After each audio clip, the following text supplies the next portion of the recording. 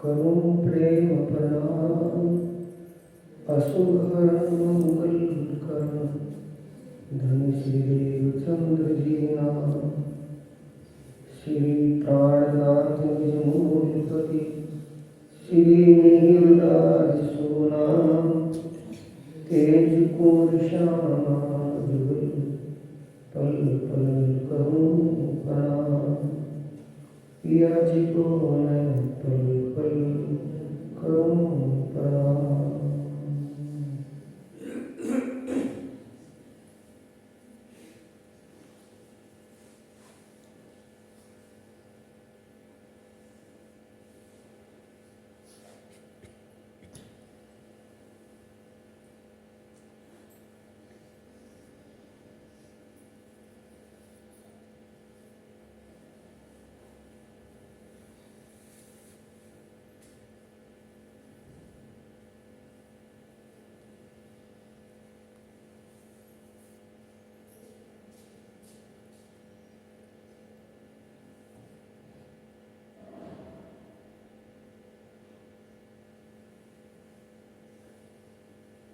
प्राणों के आधार आत्म संबंधी प्यारे श्री सुंदर साथ जी, धर्म प्रेमी साथियों, माताओं बहनों,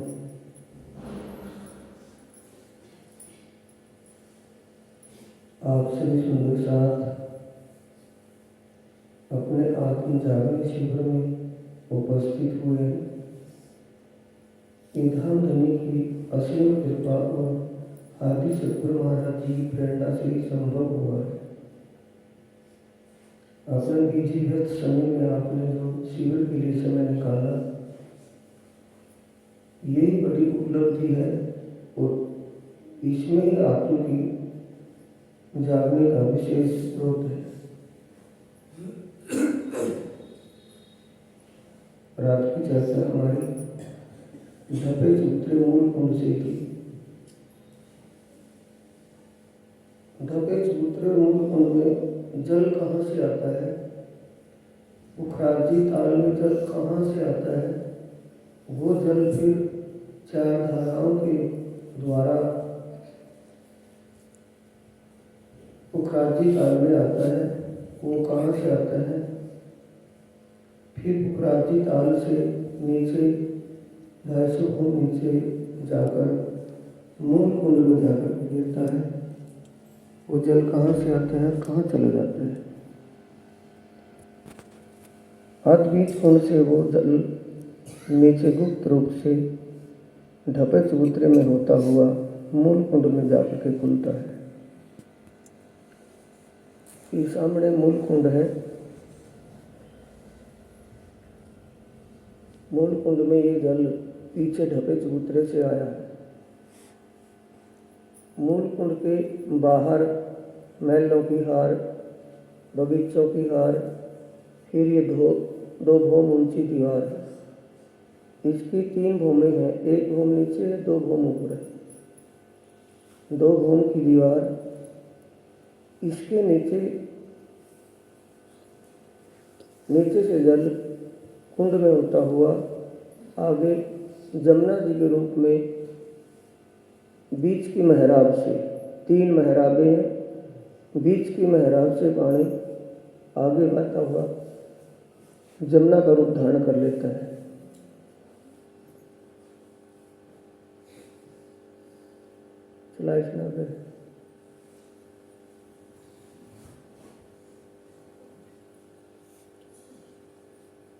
दीवार आई है जिसके भीतर पानी है, जो ऊपर जाकर कुंड बनता है।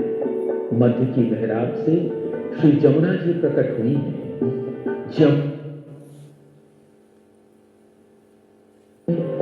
जलनौस व पाल शोभायमान है, जो तरहटी से भूम भर ऊंचे शोभा ले रहे हैं। श्री जमुना जी जलनौस व पाल इसी प्रकार मूल कुंड की तरहटी से बाहर निकली है। ढपो चबूतरा के पूर्व में मूल कुंड सैकड़ों, हजारों, लाखों, करोड़ों नहीं बल्कि अनगिनत सितारों की झिलमिलाहट को समेटे हुए कुंड के चारों तरफ। पीछे ढाबा चबूतरा है, ये मूल कुंड है। मूल कुंड पर आत्माओं के लिए कालीन बिछी हुई, कुर्सियां लगी हुई, सिंहासन राजश्यामा जी के लिए। यहाँ जब आत्माएं चौदस के दिन, कृष्ण पक्ष की चौदस में यहाँ आत्माएं आती हैं तो यहाँ शीतलता और सुगंध का आनंद लेती है। जल क्रीड़ाएँ होती हैं, जल ऊपर से दिखता है, बाहर से नहीं, क्योंकि चारों तरफ ढका हुआ है। यही जल आगे जमुना का रूप धारण करके निकलता है। सिंहासन व कुर्सियां सजी हुई हैं। मूल कुंड के पूर्व से श्री जमुना जी प्रकट हुई है, आदि ढकी हुई है। ये थंब आए हैं, थंबों का मतलब छत बनना। इन थंबों से छज्जे निकले दोनों तरफ से तो छत बन गई। 5 देवरियाँ ये इस ढकी जमुना के ऊपर है और 5-5 बराबर में है। आगे 5-5 वैसी हैं खुली जमुना। 25 देवरियाँ बनती हैं, 5-5 तो ढकी जमुना तक, तीनों 2 पहाड़ों पर 5, एक पहाड़ पर 5, एक पहाड़ पर 5 और 5 बीच में। देवरियों का मतलब है मंदिर टाइप के गुरुज। यहाँ आत्माएं जब आती हैं तो इन देवरियों में जमुना जी की छत पर आगे फिर जमुना, खुली जमुना में खुली पहाड़ जो है वो पहाड़ के ऊपर जल क्रीड़ाएँ या अनेक प्रकार की क्रीड़ाएँ करके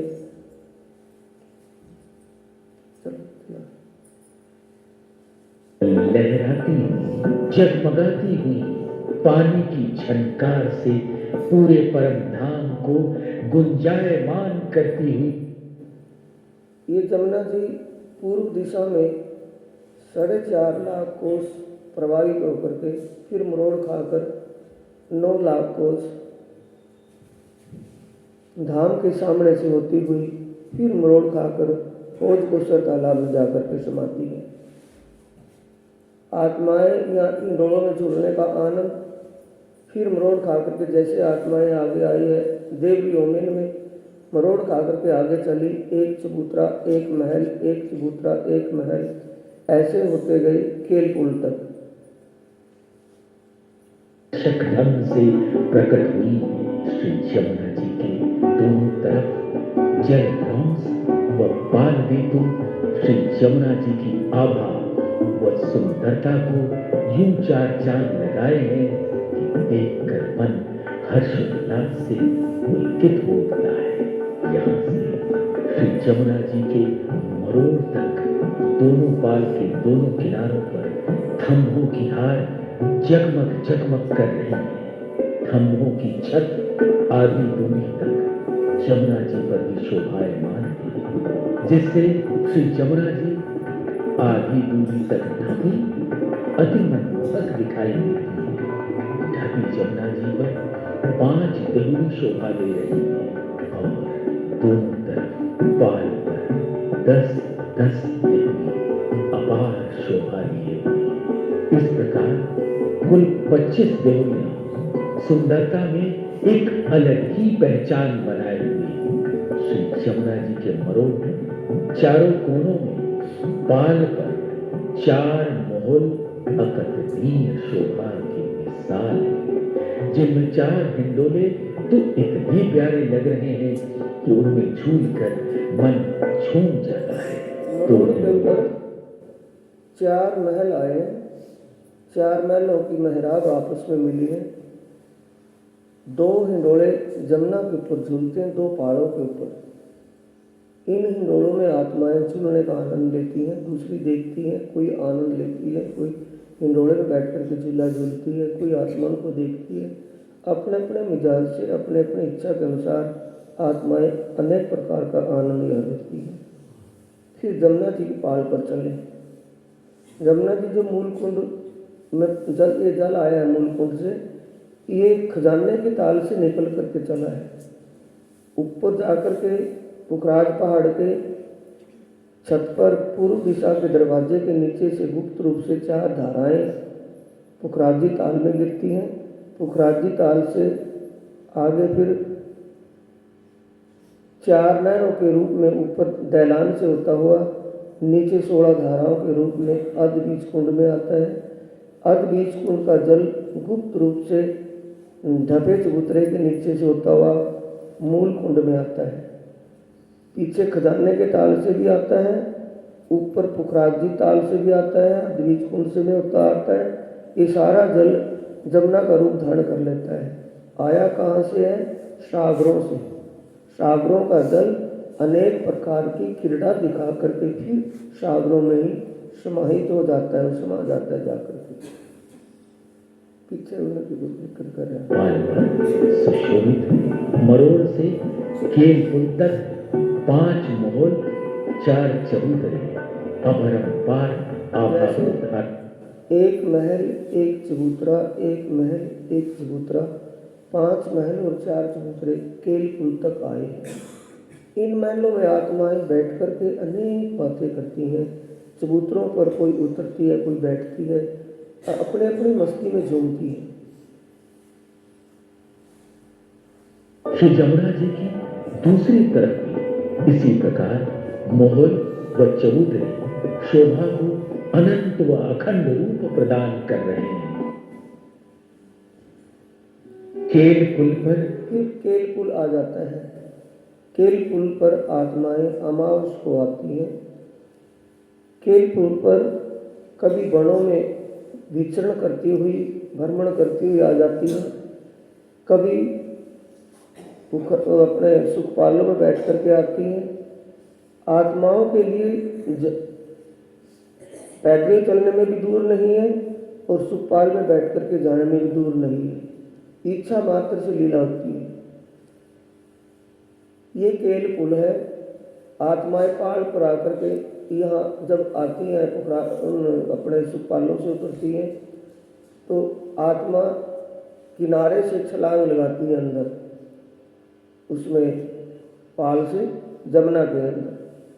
ये 10 घड़नालों में जमुना का जल प्रवाहित होता है। कभी उस घड़नाले में से निकलती हैं, कभी उस घड़नाले से वापस जाती हैं। तो आत्माएं, कोई आत्मा पुल की पहली मंजिल है जो यहाँ से छलांग लगाती है परली तरफ, और पुल के नीचे से घूम करके फिर वापस चली जाती है।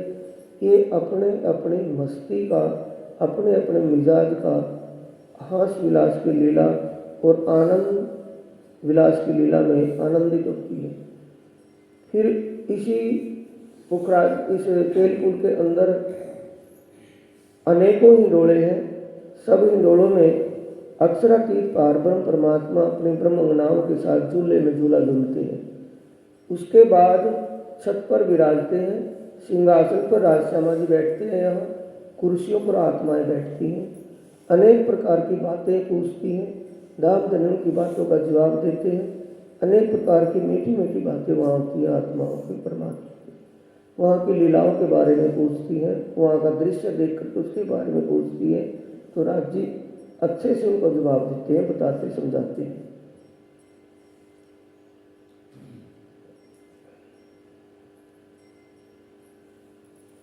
को यहाँ आते हैं तो हिंडोलों में सब सखियां अपने प्राण बल्लभ प्राण प्रियतम के साथ झूलने के अखंड आनंद में खो जाती हैं।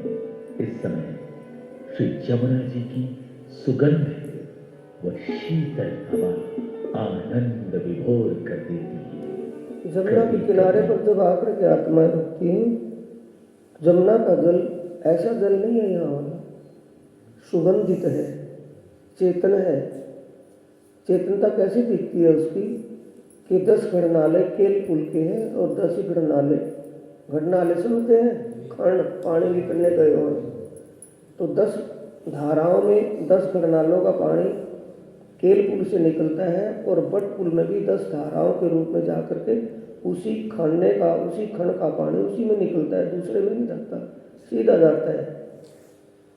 उसमें 3 धाराएं पाट घाट के नीचे से निकलती हैं, 3 धाराएं दूसरे पाट घाट के नीचे अक्षर ब्रह्म की तरफ, जो अक्षर के रंगमहल की तरफ है, उस पाट घाट के 3 धाराएं उसमें से निकलती, 3 उसमें से निकलती है, 4 धाराएं बीच में से निकलती है। जमुना में बहती जाती है। ऐसा लगता है जैसा पानी सीध बांध कर किसी ने छोड़ा हुआ है। ये उसकी चेतनता है, सुगंध है। सिंहासन व कुर्सियों पर बैठकर सब मनभावन व लुभावने दृश्य को देखते ही रह जाते हैं। केल के पुल के समान ही बट के पुल की भी बनावट सौंदर्य से भरपूर है। बट के पुल से श्री जमुना जी के मरोड़ तक दोनों तरफ पाल पर 5 मोहल 4 चबूतरे ये बट पहले के आया है।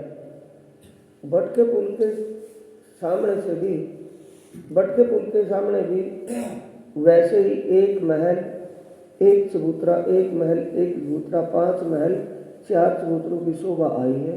फिर बट के पुल से नीचे से उठता हुआ पानी जल उसमें खोज कोसर तालाब में जाकर के समा रहा है। युक्त है।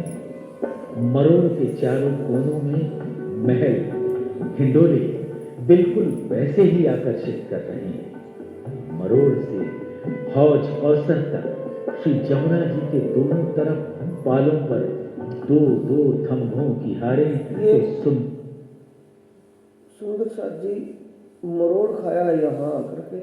इससे पीछे पुल से आगे जो चली है जमुना 4.5 लाख, उसमें एक महल, एक चबूतरा, एक महल, एक चबूतरा, 5 महल 4 चबूतरे वैसे ही आए हैं जैसे पीछे थे। केल पुल से पहले थे ना, केल पुल से पहले मरोड़ था। मूल कुंड से जमुना जी चली, फिर मरोड़ खाया। उस मरोड़ पर 4 महल थे। 4 महलों के महराबों में 4 हिंडोले झूल रहे थे। फिर आगे एक महल, एक चबूतरा, एक महल, 5 महल 4 चबूतरे केल पुल तक आए। ऐसी ही शोभा वटके पुल की थी। वटके पुल के आगे एक महल, एक चबूतरा आकर के फिर जब आगे मरोड़ खाया, मरोड़ खाते हुए जमुना जी की पाल पर दोनों तरफ 90 ये देवरिया है। ये देवरिया है ना, ये पाल के ऊपर है। दिखाई देती है। इन थंभों की चांदनी में 90 देहुरियां फिजा को और भी मनोहर बना रही है। ये 90 जो देवरिया है, इन देवरियों की ये पाल पर जो देवरी आई है, इनकी छत और ये हौज कोसर तालाब की छत, पाल, हौज कोसर तालाब की पाल और इनकी छत एक लेवल में आई है। जमुना जी जब इसमें जाकर के 5 घड़नालों, 4 घड़नाले हैं, 5 देवरिया हैं, 4 घड़नाले हैं, तो इनके नीचे से अंदर प्रवेश करती है जमुना जी, हौज कोसर तालाब में समा जाती है। ये यहाँ 16 देवरी का घाट है। ये 16 देवरी है, 16 देवरी का घाट है। इसके हौज कोसर तालाब के पूर्व दिशा में ये घाट आया है। इसमें से जमुना जी अंदर प्रवेश करती है। आत्माएं जब हौज कोसर तालाब पर आती है तो सुखपालों में बैठ करके आती है। सुखपाल उनको झुंड के घाट के सामने उतारते हैं, पाल पर, वन रोज पर। वो आत्माएं सुखपालों में से उतरते दौड़ पड़ती हैं। कोई ये पेड़ खड़े हैं ना इसके पाल के ऊपर, ये बड़े वन के पेड़ आए हैं, रंगीन पेड़ आए हैं, रंग बिरंगे। इन पेड़ों की महराबों में हिंडोले घले हुए हैं। कुछ आत्माएं हिंडोलों में झूलना शुरू कर देती हैं, कुछ आत्माएं पाल पर रमण करती हैं, कुछ आत्माएं जो झुंड का घाट है वहाँ बैठती हैं। तो अपनी अपनी इच्छा से अनेक इच्छा मात्र के आनंद उनको प्राप्त हो जाते हैं। चौरस पाल से मिल गई है, जिससे इस चांदनी पर से चौरस पाल पर सीधे आ जा सकते हैं। प्राणाधार सुंदर साथ जी, मोमिन वुजू तब करे जब पीठ दे 2 जहान। ये 2 जहान कौन से आ गए? मोमिन वुजू तब करे जब पीठ दे 2 जहान को। वो संसार के दुख सुख से भी छूट जाते हैं। ध्यान जब उनका वुजू करना है, हाथ पांव धोना, कुल्ला करना, वुजू कहाँ होता है उनका? परम धाम की शोभा जमुना जी या ओज कौशल, तो उनकी सीधी सुरता कहाँ जाती है? दिव्य परम धाम की लीला में। परम धाम की शोभा और लीला में सुरता लग जाती है तो दो जहान भूल जाते हैं, दो जहान ज्ञान से उतर जाते हैं, हद का और बेहद का। हद पार बेहद, बेहद पार अक्षर, अक्षर पार वतन, जागिए इन घर। जब सुरता वहाँ लग जाती है तो दोनों जहान, हद और बेहद का, दोनों ही उनके ध्यान से नीचे आ जाते हैं, उनकी सुरता वहाँ लगी होती है। ये उजू है। संसार का उजू क्या है? रोज़ा और उसमें हज बताइए ना, क्या नाम लगे ये बात, शायद 75 साल से कोई घर की मांग लंबी छत्ता होगी। रोज़ा और हज क्या है? ऐसे ही यहाँ उजू क्या है? उजू का मतलब पंचम स्नान कैसे होता है? स्नान कहाँ करना है? या तो रू तू खड़ी रह खिलवते, या तो दे तुआफ हो जा जोए अरस में, तो इन विध हो रहे साफ। साफ स्नान करने के लिए स्नान क्यों करते हैं? कि मैल साफ हो जाए। लेकिन अंतर्मन का मैल साफ नहीं होगा, कितने भी डुबकियां लगा ले, कितने बना ले, अंतर्मन का जो मैल है वो साफ होगा ब्रह्म ज्ञान से और उसको धारण करने से। ब्रह्म ज्ञान से पता चल गया कि हमारी हज कहाँ है। हज का मतलब तीर्थ में स्नान करना। तो वाणी में क्या कहा है? तीर्थ तेजे एक चित कीजे, अनकर्म न बांधिए कोई, अहनिस प्रीते प्रेम सु रमिए, तीर्थ ऐणी तेरे होवे। हमारा तीर्थ कैसे होगा? जब हमारा चित्त एक तरफ एकाग्रता में आकर के परमधाम की शोभा में डूब जाए, तब हमारा तीर्थ होगा। हमारा हो जा जोए अरस में, या तो रू खड़ी रह खिलौते, या तो हे मेरी सुरता तू परमधाम का ध्यान कर, या तो दे तुआफ, तो आप कहते हैं परिक्रमा को, या परमधाम की परिक्रमा कर। यानी या तो युगल स्वरूप का ध्यान कर ले, या फिर परमधाम के सातों परिक्रमाओं में परिक्रमा कर, विचरण कर परमधाम की लीलाओं में। परमधाम में कहा? होज या जोए अर्श में। होज को तालाब, अर्श का मतलब रंग महल के दक्षिण दिशा में जो है, या तो उन होज को तालाब की शोभा को दिल में धारण कर, या जमुना जी की शोभा को दिल में धारण कर, कहीं की शोभा को भी दिल में धारण कर ले। अगर तो दिल में उस शोभा को, उस लीला को धारण कर लेगी, तेरा अंतर्मन साफ हो जाएगा, अंतर्मन मैला नहीं रहेगा। तो इन विध हो रहे साफ। दूसरी एक चौपाई आई है, साथ जी साफ हुए बिना अखंड में क्यों पहुंचत, चेत सको सो चेतियो, पुकार कहे श्री। साथ जी साफ हुए बिना, साफ कैसे होंगे? साफ का तरीका वाणी ही वाणी को बता रही है ना, चौपाई चौपाई को खोल रही है, अर्थ लगाने की जरूरत नहीं पड़ती। झंडा गाजा प्रेम का चौदिस प्यू प्यू होए, ना जाने इस झुंड में कौन सुहागिन कोई। प्रश्न चिन्ह लग गया ना चौपाई के आगे। इसी को चौपाई बोलती है कीर्तन ग्रंथ के प्रकरण 95 की पहली चौपाई। सोई सुहागिन धाम में जो इत करसी रोशन, तोल मोल दिल माफक, देसी सुख समन। ये वाणी का संकलन करना है। आया ना, जंजीरा मुसाफ की मोतियों उतरोइए, जब जिनस मिलाए के मगज मायने पाइए, तब मगज बूझ गए तब खुलेगा, जब इन वाणी की चौपाइयों को हम समझने लगेंगे। चौपाई अपने आप खुल रही है। साथ जी साथ में अखंड हुए बिना, साथ जी अखंड में साथ हुए बिना क्यों पहुंच सकते, चेत सको सो चेतियो, पुकार कहे महानत। इसको चौपाई ही खोल रही है। या तो तू रूह खड़ी रह खिलवते, या तो तू युगल स्वरूप की शोभा का ध्यान कर, मूल मिलावे का ध्यान कर, या फिर परमधाम की परिक्रमाओं में अपने सुरता, परमधाम की लीलाओं में अपनी सुरता लगा। परमधाम की लीला क्या है? होज या जोए अरस में। होज कोसर में कैसी लीला होती है, जमुना जी पर कैसी लीला है, कैसी शोभा है, जमुना जी की शोभा कैसी है, वहाँ लीलाएं कैसी होती हैं। ओज कोसर तालाब की शोभा कैसी है, वह लीला कैसी होती है, उनको अपने हृदय में बसा ले। अगर तेरे हृदय में वो चीज आ जाएगी तो सारा मन दूर हो जाएगा। ये ओजगोसर तालाब आया है। ओजगोसर तालाब के 4 दिशाओं में 4 घाट है। ये 16 देवरी का घाट है, ये 9 देवरी का घाट है, ये झुंड का घाट है, यहाँ 13 देवरी का घाट है। अब इन घाटों को समझाएंगे, ध्यान से देखना। ये ऊपर 5 पेड़ बड़े वन के पेड़ आए हैं, रंग बिरंगे पेड़ हैं। इन पेड़ों में झूले गले हुए हैं। एक वन रोज पर आया है, फिर एक पुखराज रोज पर आया है, आगे फिर 2 ऊपर पाल पर आए हैं। तीन हार पाल के ऊपर आई है।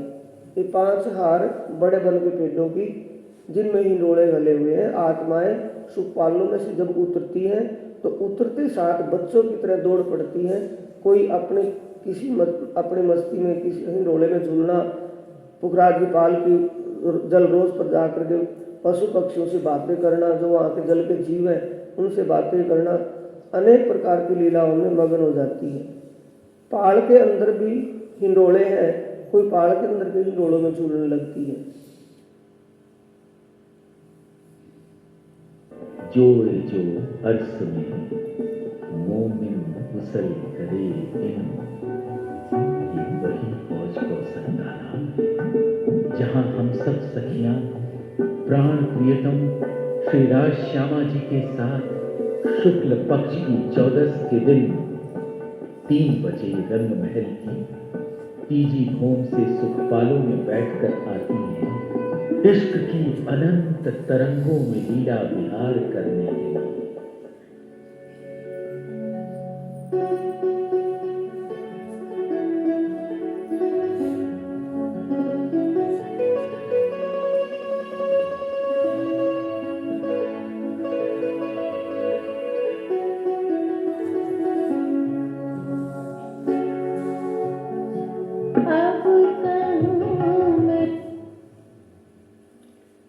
लिखा यहाँ, अब कहूँ मैं ताल की, अंदर आए सको सो आओ।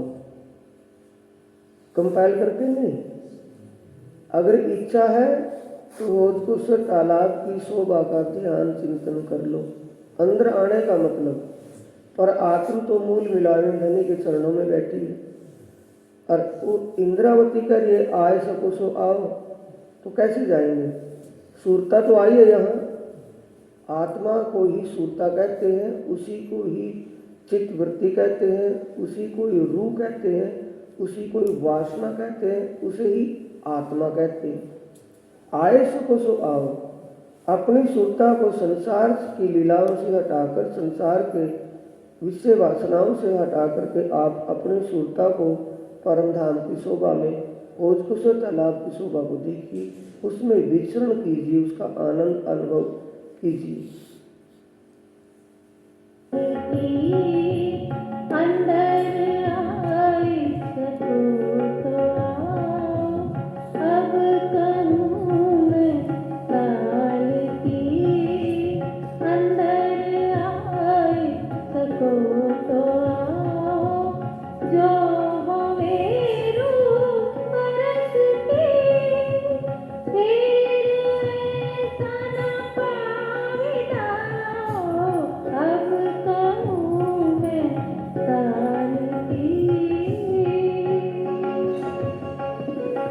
ऐसा दाव का मतलब, सतगुरु धनी श्री देवचंद्र जी के समय में वाणी नहीं थी, इसलिए सुंदर साथ की जागनी भी नहीं हुई। महामत जी के धाम हृदय में विराजमान होकर के राज्य ने इस वाणी का अवतरण किया। ऐसा न पाए दाव, यानी वाणी से ज्ञान हो गया, और ज्ञान भी कितना हो गया, 400 साल पहले परमहंसों को कितनी मेहनत करनी पड़ी हुई होगी, और अब कितना सरल होता जा रहा है दिन प्रतिदिन। नक्शे बन गए उसके, वीडियो बन गई है उसकी, चित्र बन गए हैं। तब उसको समझना और दिल में धारण करना, समझ करके दिल में उस शोभा को धारण करना, और अपने दिल में ही उस शोभा को फिर ध्यान के द्वारा, दृष्टि, आत्म दृष्टि के द्वारा उसको देखना। अब एक बात और कहेंगे कि राज जी जब आपको साक्षात्कार कराएंगे, क्या परम धाम से उतर के आएंगे या किसी मंदिर में से निकलेंगे? धाम दिल से प्रकट होंगे। धाम दिल में अभी वो स्वरूप है, लेकिन फरामोशी की नींद में उसका साक्षात्कार नहीं हो रहा है। जब हमें तड़प होगी, विरह होगा कि हे मेरे प्रीतम, मुझे कुछ नहीं चाहिए, सिर्फ आपके चरण चाहिए, आपका साक्षात्कार चाहिए, कुछ नहीं चाहिए। वही ना चाहूं बड़ाई बुजुर्गी, ना चाहूं खिताब खुदाए, इश्क दीजिए मोहे आपना, मेरी आयुष और मुद्दाए। इंद्रावती की एक ही भावना रही सदाई कि मुझे अपने चरणों से दूर मत कीजिए, और कुछ ना करिए, बस सिर्फ अपने चरणों का आसरा दीजिए, मुझे और कुछ नहीं चाहिए। और सुंदरबाई ने जागनी करना चाहा था। सुंदरबाई के दिल में क्या था? जागने का भाव था कि राजी ने जब कहा है कि 12,000 आत्मा को जागृत करना तेरी सेवा, तेरा काम है, अभी तो एक भी आत्मा जागृत नहीं हुई। यानी सदगुरु देवचंद्र जी समझ रहे थे कि अभी तो ये आड़ी का चमत्कार की लीलाओं में ही मगन है, इनको अपने और मेरे स्वरूप और संबंध का ज्ञान नहीं है, विश्वास नहीं है इनको। इसलिए 69 पातियां लिखवाई गई। 69 पातियां गिन करके 69 क्यों लिखी गई? आप अंदाज कीजिए, अनुभव कीजिए कि उस समय में सदगुरु देवचंद्र जी के समय में 300 आत्माएं मिली, 300 आत्माएं मिली, और पाती कितने लिखी? 69। यानी पढ़े लिखे सुंदर साथ उनमें 69 ही होंगे जिन्होंने जो लिख सके, जो लिखने में लिख सके। 69 आदमी थे। बयान किसने लिखवाया? उन पत्रों में हवाला किसने लिखवाया? सतगुरु धनीश्वर देवचंद्र जी ने। क्यों लिखवाया? जब राजी उनके साथ बैठे हुए दिखाई देते थे, सुंदर साथ को, देवचंद्र जी को नहीं, सतगुरु देवचंद्र जी को राजी ने एक ही बार दर्शन दिया था श्याम जी के मंदिर में, और तभी बोल दिया था अब ऐसे दर्शन फिर कभी नहीं होगा, जो पूछना है अभी पूछ ले। फिर सतगुरु धनी श्री देवचंद्र जी ने कहा कि धनी फिर आप कहाँ चले जाओगे? कि जाऊंगा कहाँ, मैं तेरे धाम हृदय में ही विराजमान था और तेरे धाम हृदय में ही विराजमान हो जाऊंगा। ब्रह्म आत्माओं को जागनी मैं ही बुलाऊं, वो आत्माएं कहाँ हैं कि तुझे पता नहीं, बुलाऊंगा भी मैं और जगाऊंगा भी मैं। तब देवचंद्र जी को ये हो गया कि मुझे करना क्या है, सारा काम तो आप ही करेंगे। जब सारे काम आप करेंगे, ये पहले दिन अंदर विश्वास से भावना बन गई, तो फिर सारे काम वो करेंगे, तो देवचंद्र जी को तड़प क्यों नहीं जागने के लिए? यानी अपनी विचारी बात पर देवचंद्र जी को विश्वास नहीं हो पाया कि जागनी कौन करेगा, वो फिर अपने आप करना चाहा। लेकिन 69 पातियां राजी बैठ करके साथ में भोजन प्रसाद की भी लीला करते थे। सतगुरु धनी श्री देवचंद्र जी, हीर बाई जब उनको सतगुरु धनी श्री देवचंद्र जी को भोजन प्रसाद और आगे आरोगती थी, जिमाती थी, तब साथ में राजी भी बैठे दिखाई देते थे श्याम सुंदर रूप में। तो वैसे औरों को दिखते थे, देवचंद्र जी को नहीं।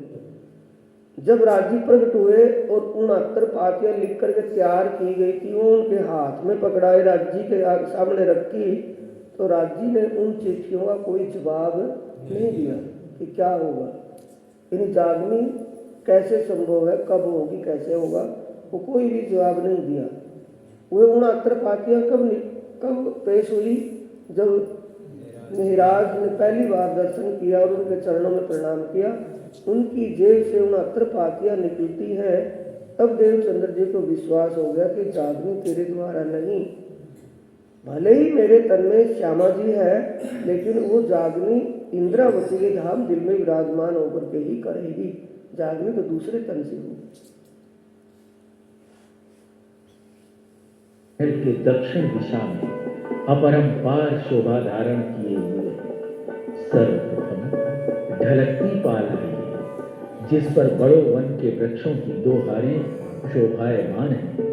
इसके ढलकती पाल ही है ये, एक तो नीचे बन रोज पर है, ढलकती पाल पर है, और 3 चौरस पाल पर आए हैं। 5 पेड़ बड़े वन के आए हैं, जिनमें हिंडोले गले हुए हैं, हिंडोलों में आत्माएं झूलती है। सीढ़ियां अनंत व अपार रूप से सुशोभित हैं। फिर चौरस पाल आई है, जिस पर वृक्षों की 3 हारें दिखाई देती हैं। इनकी मेहराबों में झूले आए हैं। 128 बड़ी देवरियां शोभा ले रही हैं और चारों दिशा में 4 घाट दिखाई दे रहे हैं। पूर्व दिशा में 16 देवी का घाट अपार शोभा लिए हुए है। उत्तर दिशा में 9 देवी का घाट आया है। दक्षिण में 13 देवी का घाट है और पश्चिम में झुंड का घाट बहुत ही आकर्षक है। बड़ी देवियों से दोनों तरफ कटी पाल की बड़ी देवी है, बड़ी देवी पाल के ऊपर चौरस पाल के 4 हिस्से बन गए। 3 हिस्सों में तो पेड़ आए हैं, एक हिस्से में कटी पाल आई, देवरी आई है। देवरी के चबूतरे के आगे से कटी पाल का मतलब है सीढ़ियाँ उतरी है नीचे बराबर में, चांदे की सीढ़ियाँ। एक तो सीढ़ी सीधी होगी, एक चांदे की साइड में उतरती है। चांदे की सीढ़ियाँ जहाँ जाती है वहाँ छोटी देवरियाँ बनी हुई हैं। 124 छोटी देवरियाँ हैं और ये 28 बड़ी देवरियाँ हैं। खंभों पर 4 मेहराबें शोभा को और भी बढ़ा रही हैं। छत पर छोटी देवरियां बहुत सुंदर दिखाई देती हैं। चारों तरफ कुल 124 छोटी देवरियां आई हैं। चांदे के नीचे भी बड़ी मेहराब। ये चांदे है ना, ये जहाँ सीढ़ियाँ, चांदे के मतलब सीढ़ियाँ उतरी है ना, ये चांदे के नीचे है। ये मेहराब दरवाजा है, इससे भी सीधे जल रोज पर आ सकते हैं। चांदे की सीढ़ी से उतर के 124 तो छोटी देवरियां हैं, 128 बड़ी देवरियां हैं।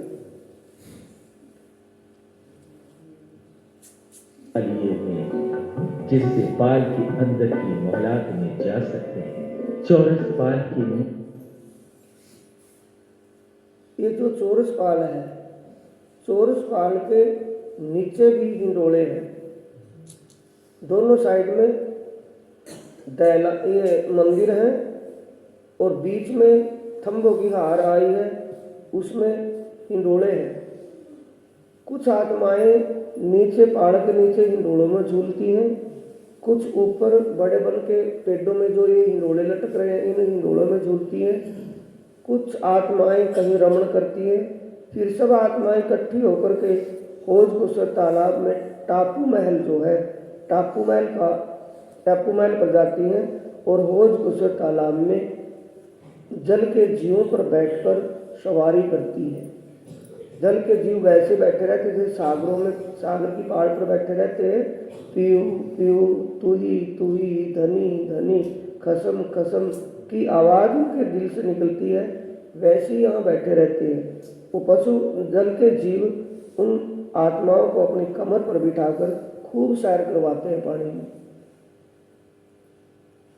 अनेक सीढ़ियों की तरफ मंदिरों की एक हार है। मंदिरों के भीतरी तरफ थंभों की 2 हारें सुशोभित। मेहराबों में झूले हैं। 2 हारें हैं, इनमें चारों दिशाओं के हिंडोले, 4 ताले के हिंडोले झूलते हैं। आत्माएं में बैठ करके झूला झूलती हैं, अपने प्रीतम को साथ में बैठा करके झूला झूलती हैं। दोनों की ताली पड़ती है। दूसरी हार के खंभों की भीतरी तरफ मंदिरों की दूसरी हार शोभा ले रही है। इन मंदिरों के भीतरी तरफ एक गली आई है। गली के बाद कटी पाल की सीढ़ियां आई हैं। कटीपाल के आगे जल की रौस बेशुमार ये शोभा मंदिर लिए आए हैं, मंदिरों के आगे गली आई है, गली के सामने कटीपाल आई है। ये कटीपाल, कटीपाल का मतलब है सीढ़ियाँ उतरी हुई हैं ऊपर से। सीधी सी बात कटीपाल नहीं समझोगे, सीढ़ियाँ उतरी हुई हैं। सीढ़ियों के जहाँ ये चांदे आए हैं उनके नीचे से भी रास्ता है अंदर तालाब में आने का, ताल में आने का और अंदर महलों में जाने का। दोनों साइडों में तो मंदिर आए और बीच में थंबों की 2 हार आई है। उनमें चारों तरफ से हिंडोले झूल रहे हैं। हिंडोला एक हिंडोला बीच में जाता है, दूसरा आता है, आमने सामने आते हैं। ये आत्माएं यहाँ झूलने का आनंद लेकर फिर अंदर खोज तालाब में पशु, वहाँ के पशु पक्षी, वहाँ के जो जल के जीव है, सांप, मगरमच्छ, मच्छी, कछुआ और ये उसमें मुर्गाब, दरियाई घोड़े, उन पर बैठ कर के सवार करती है। उसके आगे जल चबूतरे पर 3 सीढ़ियां उतरी हैं। जल चबूतरे से जल की जमीन तक चारों तरफ। इसे कहते हैं, जब बाणी पढ़ोगे समझ में नहीं आवे, जल रोस, जो जल के पास का चलने का रास्ता है, रोस कहते हैं रास्ते को। जल रोस का मतलब जल के पास चलने का लिए रास्ता जो बना है, हम कहते हैं उसको भाई पैड़ा है, ये जल रोस है। इसके जल रोस से 3 सीढ़ियाँ जल चबूतरा, इसमें भी चबूतरा है। चबूतरा ऐसा जैसा चबूतरा ऊपर है ऐसे नीचे है। वो जल चबूतरा, उस जल चबूतरे 3 सीढ़ियाँ उतरी हैं। फिर जल चबूतरे से आगे भी सीढ़ियाँ गई है। जो बीच में टापू महल है, टापू महल के जल रोस से भी सीढ़ियाँ उतरी हैं, वो नीचे तक गई हैं, आपस में मिल गई हैं जाकर के उसमें ताल में।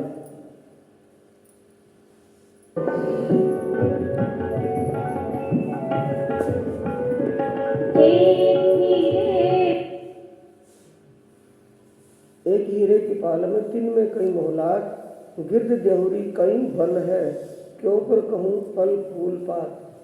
क्यों कहूँ फल, यानी कि उन वनों में फल और फूल कितने सुगंध, कितनी महक उनके अंदर है, उनकी शोभा का क्या ध्यान किया जाए। परमधाम की शोभा को परमधाम के अनुसार ही हम ध्यान में लेंगे, उसका चिंतन मनन करेंगे तो उसका अनुभव होगा कि संसार से हट करके ऐसा संसार जैसा नहीं है।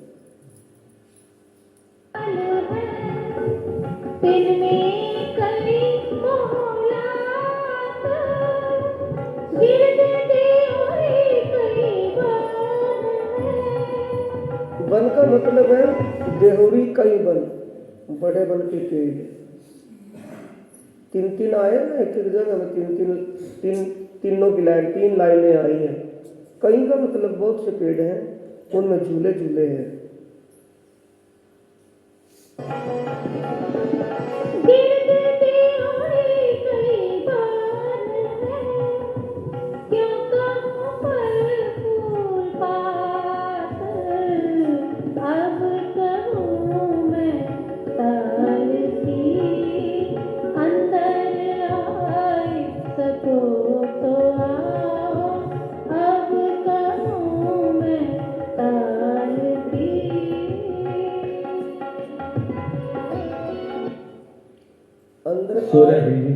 आए सको सो आओ का मतलब है आपकी जैसी रुचि हो वैसा करो।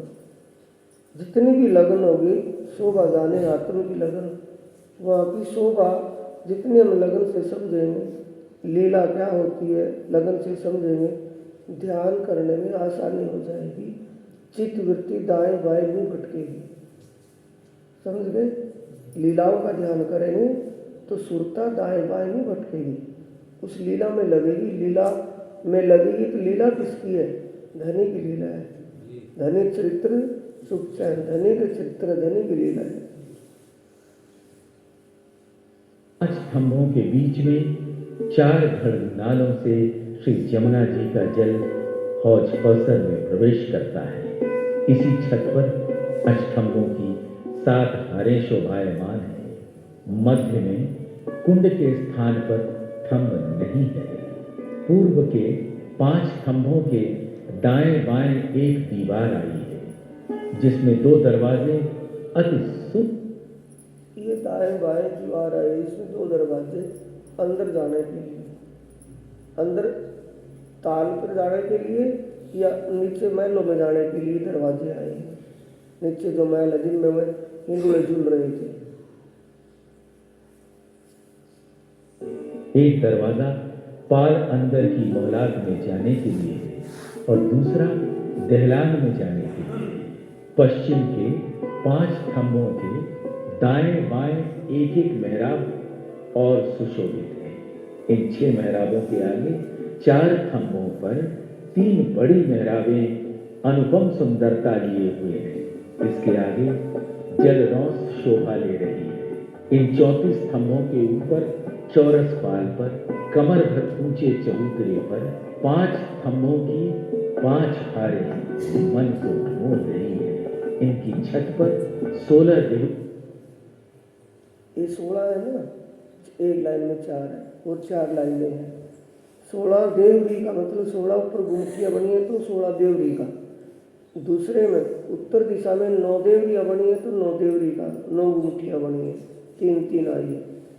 और दक्षिण दिशा में 13 देवरी आई है तो 13 देवरी का घाट आया है, 13 देवरी बनी है उसमें। और पश्चिम में पेड़ों के झुंड का घाट है। पेड़ आए हैं 4 एक तरफ 4 एक तरफ, और पेड़ों को मिलकर उनकी मेहराब डालियों ने उसका एक महल का रूप बना लिया। ऊपर भी 5 मंजिला महल बना हुआ है। आकर्षक प्रतीत होती है। 9 देवरी का घाट हौज कौसर तालाब की उत्तर दिशा में अपार शोभा धारण किए हुए है। चौरस पाल ये 9 देवरी का घाट है। जो कमर भर ऊंचा चबूतरा आया है, उसके किनार पर 8, ये बाहर की तरफ से जाते हैं। बाहर की तरफ से 9 देवरी घाट में जाएंगे तो चबूतरे से होते हुए आगे निकलेंगे। ये जो बड़ी देवरियाँ हैं, 2 देवरियाँ, यहाँ से नीचे सीढ़ियाँ होती है अंदर ताल में जाने के लिए। सुंदर लग रहे हैं। छत पर 9 देवरियां सुशोभित हैं। इसके आगे 2 बड़ी देवरियों के मध्य घाट की भोम भर की सीढ़ियां उतरी और उसके आगे कटीपाल की जगह चबूतरा शोभा ले रहा है, जिसके दोनों तरफ सीढ़ियां उतरी हैं। घाट की सीढ़ियों के आगे चौक है और इस चौक के आगे जलरौंस की शोभा अपरंपार है। 13 देवरी का घाट हौज कौसर तालाब की दक्षिण दिशा में जगमगा रहा है, जिसकी शोभा 9 देवरी के घाट के एकदम समान है। अंतर केवल इतना है कि 9 देवरियों के बजाय 13 देवरियां हैं। हौज कौसर की पश्चिम दिशा में ढलक एक झुंड का घाट है। जब आत्माएं आती हैं तो आत्माओं को सुपालियाँ उतारते हैं। यहाँ से इस ड्यूटी जिसको कहते हैं देवरी बनी हुई है, इसके नीचे से होते हुए ढड़कती पाल से चौरस पाल पर फिर झुंड का घाट है। ऊपर ये दिख रहे हैं झुंड का घाट है। झुंड के घाट में से होते हुए अंदर कोई पहाड़ों पर, पहाड़ के पेड़ों पर जो झूले आए हैं उनमें झूलती हैं, कोई पहाड़ के नीचे के झूलों में जाकर के झूलती हैं, कोई जल की रोज पर बैठती हैं, जल के जीवों से बातें करती हैं, उनके खेल करतब करते देखते हैं, उनको आनंद आता है। अपने अपने वन की रौंस पर 2 चबूतरे शोभायमान हैं। इन चबूतरों से लगकर ढलकती पाल में 2 देवरियां सुशोभित हैं। जब रंग महल से श्री राज श्यामा जी एवं हम सखियां आती हैं तो इसी दिशा से इन सीढ़ियों से चढ़ते हैं।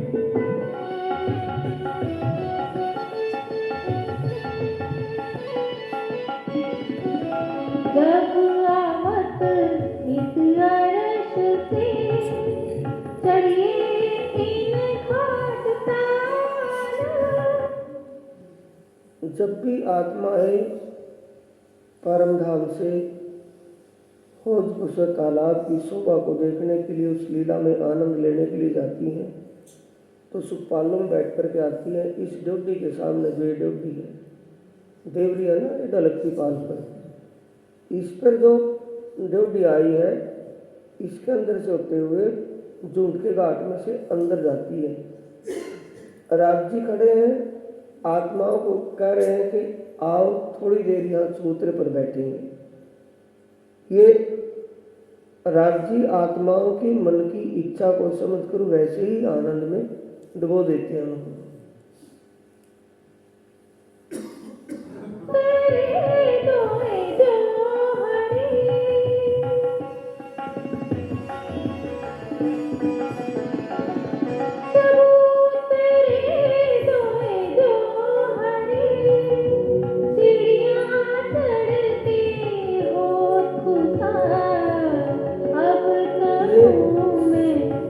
संक्रमणिक सीढ़ियाँ है, छोटी सीढ़ियाँ है ना, जैसी रेलवे पुलों पर होती है कई जगह, तो ऐसी ये संक्रमणिक सीढ़ियाँ हैं। इन सीढ़ियों पर चढ़ते आत्माओं को बड़ा आनंद आता है।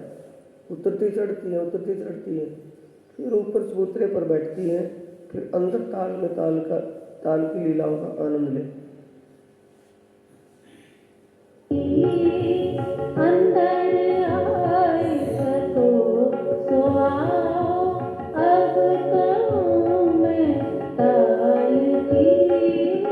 इनके सामने चौरस पाल पर 2 चबूतरे हैं। चबूतरे की एक दिशा में मध्य में मेहराब तथा दाएं बाएं वृक्षों की दीवार बहुत मनोहारी दृश्य प्रस्तुत करती है। इसी प्रकार ऊपर से ऊपर 5 भों, छठी चांदनी आने से शोभा।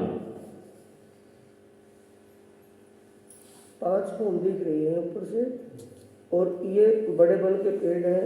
इन पेड़ों की मेहराबों में, टालियों में झूले हैं।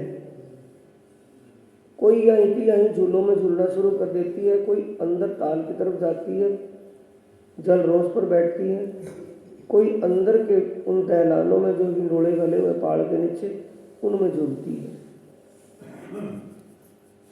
इसके सामने 2 देहुरी तथा मध्य में घाट की सीढ़ियां शोभा ले रही हैं। जब श्री राज जी, श्री ठाकुरानी जी एवं हम सखियां शुक्ल 2 देवरी हैं, इनके नीचे से ये सीढ़ियां उतरी हैं। ये सीढ़ियां जब आत्माएं वन से आती है, तो इस झूठ के घाट से होते हुए कोई जल रोज पर आकर के यहाँ की लीला में मग्न होती है, कोई ऊपर इंडोलों में झूलती है। तो यहाँ आते हैं तो झुंड के घाट से चलकर बड़े वन के वृक्षों के हिंडोलों में झूला झूलते हैं। पाल अंदर की मोहलात में और चारों घाटों में तरह तरह से हास विलास की लीला करने के उपरांत ताल में आकर जल क्रीड़ा का आनंद लेते हैं। जल के जीव पर बैठ करके जल क्रीड़ा का आनंद लेती हैं। अपने अपने जल के जीव पर, किसी पर बगर पर, मच्छ पर, सांप पर या दरियाई मुर्गाबों पर बैठ करके वो आत्माएं जो यहाँ आनंद लेती हैं। दरियाई घोड़े हैं, पखों वाले हैं, पक्षियों पर ऊँट पर बैठ कर जाती हैं, एक नहीं अनेक प्रकार का आनंद लेती है।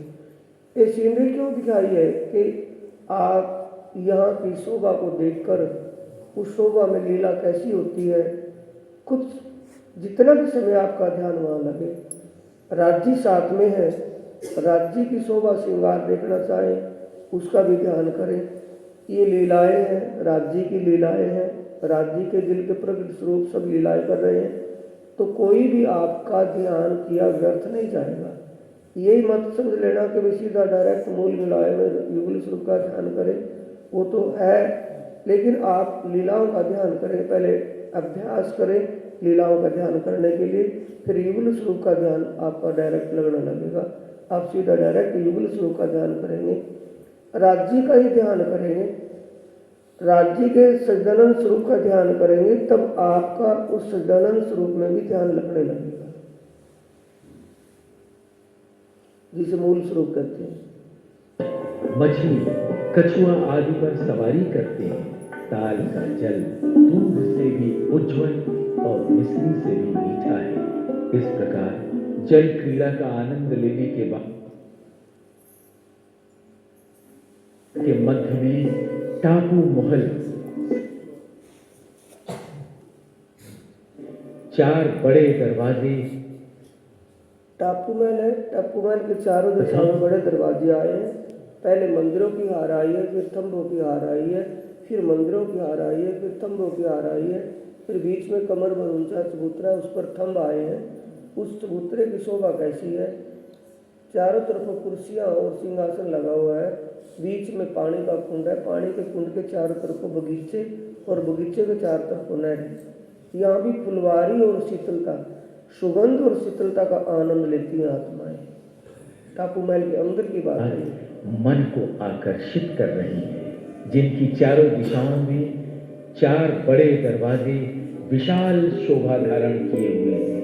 इन मंदिरों की संधि में 64 गुर्ज सुशोभित हैं। मंदिरों के भीतरी तरफ एक खंभों की हार, फिर मंदिरों की दूसरी हार और उसके बाद खंभों की दूसरी हार अनुपम शोभा लिए हुए है। इसके भीतर चबूतरे की किनार पर खंभों की तीसरी हार तो अति मनोरम है। चबूतरे के मध्य में चिरबच्चा अति सुंदर है। इसके चारों तरफ फुलवारियां, नहरें, चिरबच्चे आदि शोभा ले रहे हैं। बगीचे के चारों तरफ गिलम, सिंहासन और कुर्सियों की अपार शोभा है। इसी प्रकार से टापू महल की 3 भों, चौथी चांदनी आई है। टापू महल की चांदनी की किनार पर लाल कांगरी ने दृश्य को और भी सुंदर बना दिया है। चांदनी के मध्य में कमर भर ऊंचा, ये शुक्ल पक्ष का है ना। तो शुक्ल पक्ष में भोजन प्रसाद, देखो एक बात मतलब समझने में आपको आसानी होगी। कृष्ण पक्ष में तो खान पीन और रास, नृत्य, लीला आदि रंगमहल में ही होती है। पहली भोग में, चौथी भोग में, फिर 5वीं भोग में विश्राम करने के लिए जाते हैं। वो तो कृष्ण पक्ष है। अब शुक्ल पक्ष में जब दोपहर बाहर ही रहेंगे 3 से 6 और 6 से 9 बजे तक, तो 9 बजे तक ये थोड़ी है कि लेट सवेर जाकर खा कर पड़ जाएंगे। वहाँ सारी उपलब्धि है। वनों में फल, फूल, मेवा आदि वहाँ आरोग्य हैं। मंदिरों में पुजारी लोग भी ऐसा करते हैं कई जगह। शुक्ल पक्ष में रात को फल का भोग लगाते हैं, मिठाई का भोग लगाते हैं। दिन में राजभोग, रसोई का भोग लगाते हैं। बाल भोग सुबह लगता है। तो ऐसी ही प्रक्रिया वहाँ परमधाम में है। उसी का भाव लेकर के वो भोग लगाते हैं मंदिर में। ये छत है टापू महल की। मोटा मोटा समय आपको इसलिए दिखा रहा हूँ कि वहाँ की सीनरी शोभा आपके ध्यान में कोई भी कहीं की भी, चाहे होजकोसर तालाब की है, चाहे होजकोसर तालाब के बीच में टापू महल की है, चाहे होजकोसर तालाब के कोई से घाट की है, या पूरे होजकोसर तालाब की शोभा दिमाग में कहीं भी बैठ जाए, उसी का ध्यान करें। आप ध्यान करना ना भूलें। जितना बढ़ सके कहीं का भी ध्यान करें। खाना बढ़े ना बढ़े, जितना तन को तन की खुराक देना जरूरी है, उतना आत्म को आत्म की खुराक देना जरूरी है, उससे ज्यादा। देवचंद्र जी ने इसी बात में तो पल्ले में गांठ मार ली थी ना। भागवत में क्या सुना था, और सुनी बात पर जो अमल कर लेगा उसी को फल मिलेगा। जितना जरूरी और काम है, उस काम से ज्यादा जरूरी खुद के लिए करना जरूरी है। अगर अपना कल्याण करना है, अपना उद्धार करना है जिसको, तो खुद के लिए करना जरूरी है। जितना औरों के लिए करना है, तन संबंधियों के लिए करना है, तन के लिए करना है, ये तन भी यहीं रह जाएगा, तन संबंधी भी यहीं रह जाएंगे। जाना तो अकेले को पड़ेगा। उसके लिए जो भी जितना कर लेगा उतना ही अच्छा होगा। बोलिए श्री उस पर गिलम, सिंहासन और टापू महल की चांदनी है। छत पर एक कमर भर ऊंचा चबूतरा है। 3-3 सीढ़ियां नीचे उतरी है। इसमें ऊपर कालीन बिछी हुई है, सिंहासन और कुर्सियां लगी हुई है। ये सिर्फ सीन दिखाया है, 12,000 4 कुर्सियों पर थोड़ी बैठ जाएंगे, उनके लिए अनेक कुर्सियां बिछी हुई है। सिंहासन पर युगल स्वरूप विराजमान होते हैं। ये तो सिर्फ अपने दिल में धारणा करने के लिए, हमारी धारणा बन जाए, ध्यान लगने लगे, उसके लिए थोड़ा थोड़ा सीन करके दिखाया है कि भी ऐसी शोभावां है जो चौपाई कहती है वाणी की चौपाई के आधार पर ये सीन बनाए गए हैं समझने के लिए। शोभा है। गुर्जों की चांदनी पर भी कुर्सियां शोभायमान हैं। जब श्री राज श्यामा जी शुक्ल पक्ष की 14 को चांदनी रात में मध्य चबूतरे पर बैठते हैं तो हम चलन देना मध्य चबूतरे पर और कभी गुर्जों की चांदनी पर बैठकर आनंद विभोर होती हैं तथा श्री राज जी महाराज रूहों को प्रेम भरी बातों से सुख प्रदान कराते हैं।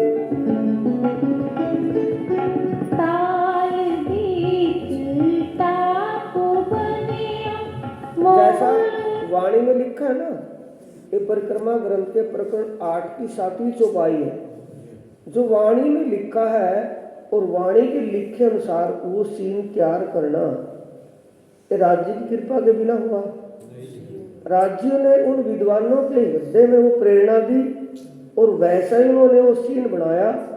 किसी भी चीज का बनाया, कैसे भी बनाया, लेकिन बनाया वैसा ही है जैसा वहां लिखा हुआ है। अब उस लिखे को पढ़ते रहो, पढ़ते पढ़ते तो कितने दिन हो गए। पाठ घाट की देवरी जहाँ रामत कीजिए राज, रतन जड़ित के महल में किया कीजिए रंग विलास, ये पता नहीं लगा अब तक वो रतन जड़ित का महल है कैसा, देवरी कैसी है। कर्त क्रीड़ा जल जोए न संग सोए श्यामा, श्यामा जी के साथ जल में जल क्रीड़ाएं कैसे होती है। मतलब उनको जानना है। जो बोल रहे हैं ना, भले ही चाहे वो सेवा पूजा के शब्द हैं या वाणी के शब्द हैं, उनको पहले समझना है, माइंडेड करना है। समझने के बाद दिल में धारण करना है। दिल में धारणा हो जाएगी तो ध्यान में बदल जाएगा, ध्यान चितवनी में बदल जाएगा। कर्त कर्त अभ्यास हो जड़ मति सुधान, कितना भी समय हो, कितना भी समय हो। आप शादी में आपको बताता हूँ, आप कभी प्रमोद को देखना। प्रमोद है ना लखनौती वाला, प्रमोद को देखना। अब अकेला है, मस्ती में होगा ध्यान में। जब भी अब तो अकेला है ना, दिन में कोई वहाँ हल्ला नहीं, बोलना नहीं, कुछ नहीं। दिन में ध्यान में, रात में ध्यान में से वाणी का मंथन करना। स्वरूप साहब खोल लिया होगा उस दिन, जिस दिन गया उस दिन से, और स्वरूप साहब का वाणी का मंथन करना या ध्यान करना, दो बात। दूसरा काम है ना कहीं बाहर जाना ना कहीं आना जाना। ये अपनी लगन की बात है। और कितने कितने नए, मतलब ज्यादा लंबा नहीं है, थोड़े टाइम से जुड़ा हुआ है यहाँ। नाच कूद बहुत करी शेरपुर आश्रम में उसने, वो पूरी रात नाचता रहा, लेकिन उसका नाच बंद कब हुआ, जब यहाँ आया। अब वो ज्ञान ध्यान में चला गया। बोलो श्री प्राण।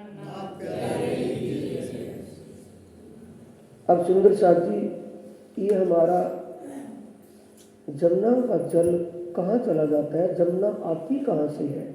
खजाने का ताल देखा था ना, पुखराज पहाड़ की तरहटी में नीचे, और नीचे से वो आता है, फिर आगे पुखराजी ताल, पुखराज के बंगलों में होता हुआ उसमें तरहटी में, तरहटी से फिर आगे अध बीज की तरहटी में, अध बीज की तरहटी से फिर डपे चबूतरे के अंदर, डपे चबूतरे से मूल कुंड में। ऊपर से पानी जो आता है पहले 4 धाराओं में आकर के पुखराजी ताल में गिरता है। 4 धार किसमें गिरती हैं, पुखराजी ताल में। फिर आगे दैलानों के द्वारा, नहरों के द्वारा 4 नहरें जाती हैं। वो 4 नहरें 4 छज्जे हैं, ऊपर तले 4 छज्जे हैं। 4 छज्जों में 4 धाराएं बट जाती है, 16 धार बन जाती है। 16 धार गिरती है अध बीच के कुंड में, 4 धार गिरती है पुखराजी ताल में, 16 धाराएं गिरती हैं, 16 चदरे पानी की गिरती है अध बीच कुंड में। वो सारा पानी इकट्ठा होकर के डपे चबूतरे के नीचे से आता है। आगे आगे मूल कुंड में थोड़ा ऊपर से देखता है, वैसे नहीं पता लगता पानी का। फिर आगे जमुना का रूप बढ़ करके चला गया। जमुना जी आधी जगह ढकी हुई है, आधी जगह खुली हुई है। फिर आगे मरोड़ खा कर खुली चली गई केल पुल के पास।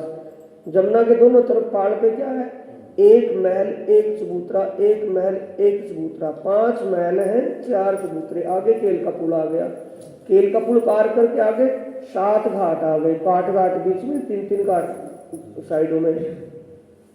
फिर आगे बट का पुल आ गया 7 घाट के बाद। बट के पुल से आगे फिर एक महल एक चबूतरा, 5 महल 4 चबूतरे वैसे आगे। फिर जमुना जी मरोड़ खा करके खोजको से तालाब की तरफ चली, फिर 90 देवियां पहाड़ पर आ गई। खोजको से तालाब में जाकर के 16 देवी घाट के अंदर से नीचे समा गई। तो सारा पानी कहाँ से आता है? सागरों से आता है, सागरों में चला जाता है।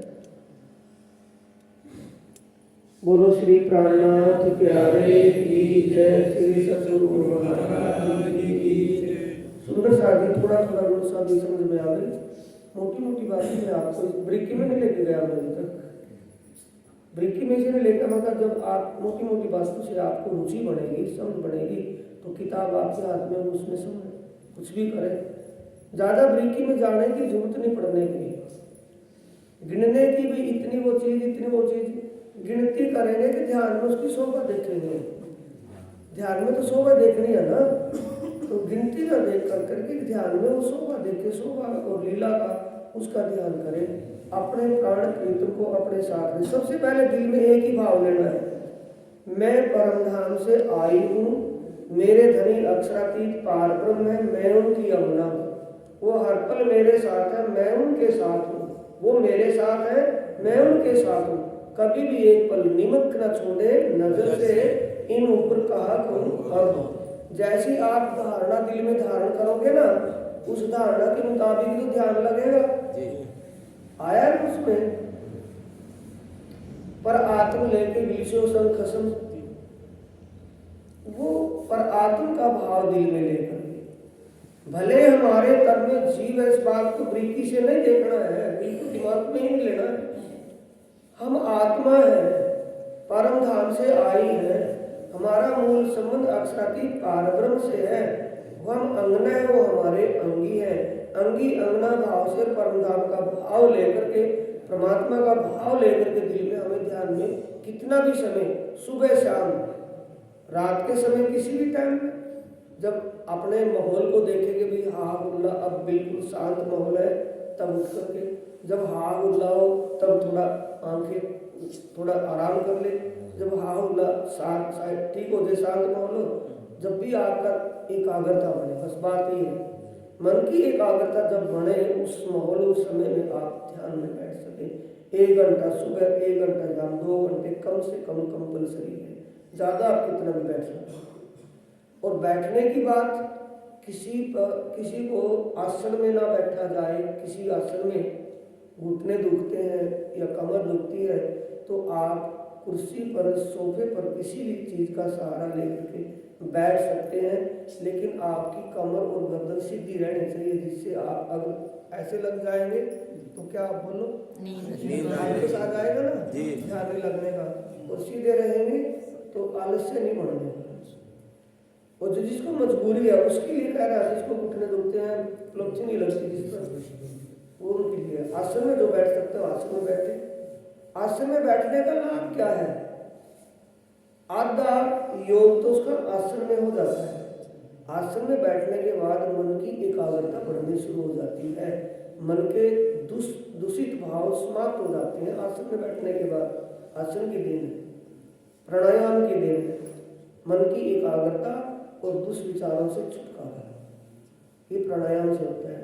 दूसरा फिर अपना आहार, मेरे कहने से कि आप भी समझेंगे, जैसा आहार वैसे विचार भी वैसे तो होंगे ना जी, अंतस्करण के विचार भी वैसे ही होंगे।